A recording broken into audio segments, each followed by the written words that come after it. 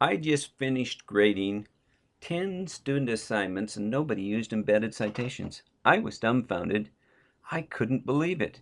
Have I done such a bad job teaching my students that no one knows that they have to use citations when writing? After all, even journalists use attribution when writing a story. So what do I mean by citations? One of my professors used to say the difference between plagiarism and scholarship is references. In writing and public speaking, you have to cite your sources. Sources are needed when you quote, when you paraphrase, and when you use someone else's ideas. References are the basic format for citing sources in an academic work or even a business report. In communications, we use APA format for references. APA stands for the American Psychological Association. In APA format, the standard references are usually found at the end of the work in a section called Bibliography, Works Cited, or References. Other formats use footnotes. But it's not good enough to just have your references at the end of the work. You need to include a citation in the work itself. In APA format, we usually use embedded citations at the point where you quote, paraphrase, or use someone's ideas. I like the way Purdue OWL describes the process, and so I'm going to borrow from Purdue's web pages to teach you the basic citation techniques.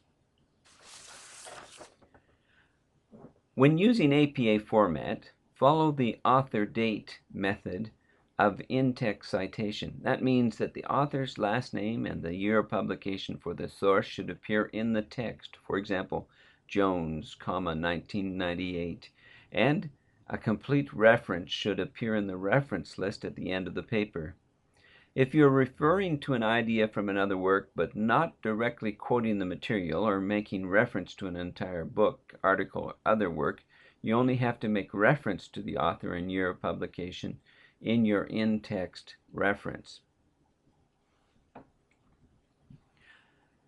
Short quotations. If you're directly quoting from a work, you will need to include the author, year of publication, and the page number for the reference preceded by P period. Introduce the quotation with a signal phrase that includes the author's last name followed by the date of publication in parentheses. If the author is not named in a signal phrase, place the author's last name, the year of publication, and the page number in parentheses after the quotation. Long quotations. Place direct quotations longer than 40 words in a freestanding block of typewritten lines and omit quotation marks. Start the quotation on a new line, indented 5 spaces from the left margin. Type the entire quotation on the new margin and indent the first line of any subsequent paragraph within the quotation 5 spaces from the new margin. Maintain double spacing throughout. The parenthetical citation should come after the closing punctuation mark. Summary or paraphrase. If you're paraphrasing an idea from another work, you only have to make reference to the author and year of publication in your in-text reference, but APA guidelines encourage you to also provide the page number, although it's not required.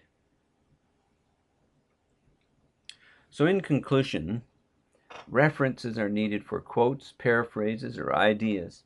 In addition to a bibliographic note at the end of your work, you need to include embedded citations in the text of your writing. Citations are different for short quotes, long quotes, paraphrases, or ideas. Check your style guide to be sure you're using them correctly.